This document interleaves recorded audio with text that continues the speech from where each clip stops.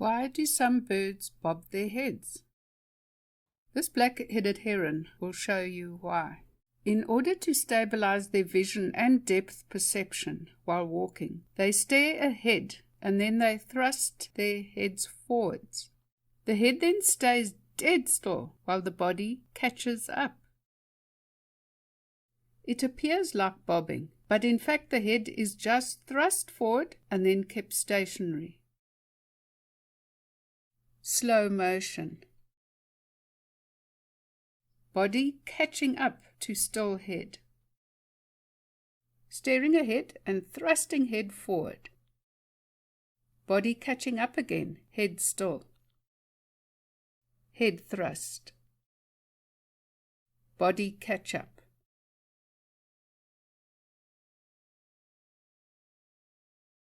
Hope you enjoyed this video. Please like and subscribe and post any comments you have down below.